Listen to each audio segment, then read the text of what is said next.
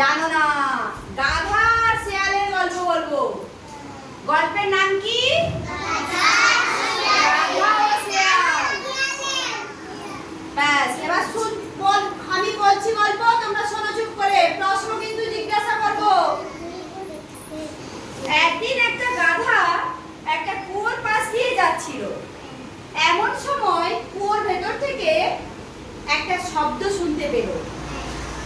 সে কুয়োর ভেতরে তাকালো এবং দেখলো একটি শেয়াল কুয়োর ভেতরে পড়ে রয়েছে।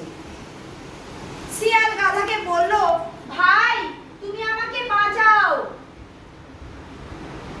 গাধা তখন বলল, তোমাকে আমি কি করে বাঁচাবো? তখন বলল, আমি কুয়োর ভেতরে পড়ে গেছি, তুমি আমাকে বাঁচাও। শেয়াল তখন বলল মধুর স্বরে, তুমি একটু নিচু হও, তাহলে আমি তোমার পিঠের উপরে পা দিয়ে আমি উপরে উঠে যাব। এই বলতে বোকা গাধা, তার তো বুদ্ধি কম, সে তো বুঝতেই পারেনি যে কুয়োর ভেতরে একটু ঢুকলে গাধা নিজেই কুয়োর ভেতরে পড়ে যাবে।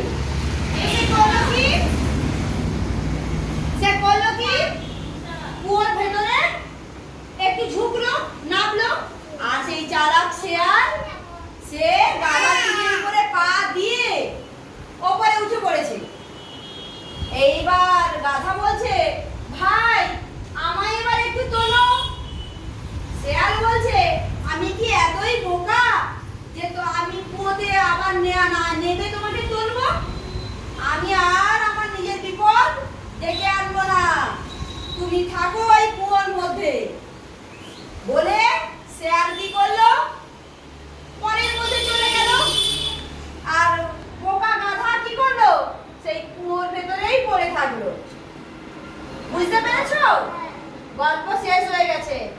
গাধা কি করছে, কুয়োর ভেতরে বসে বসে কাঁদছে, আমাকে বাঁচাও। শেয়াল তো চলে গেছে। তো এবারে নীতি কথাটা কি হবে? নিজেকে বিপদে ফেলে পরোপকার করার দরকার নেই। বোঝা গেল? পরোপকার করা তবে কিসের পরিচয়? বোকামির পরিচয়। নিজেকে বিপদে ফেলে পরোপকার করা বোকামির পরিচয়। পরোপকার করতে হয় তো?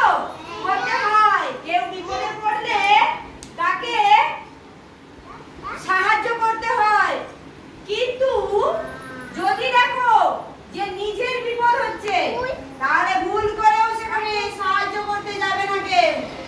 মনে থাকবে? যেমন ধরো কেউ হয়তো ছোট কেউ ভাই বোন পুকুরে পড়ে গেছে, ঠিক আছে, কিংবা হয়তো খেলনা পড়ে গেছে।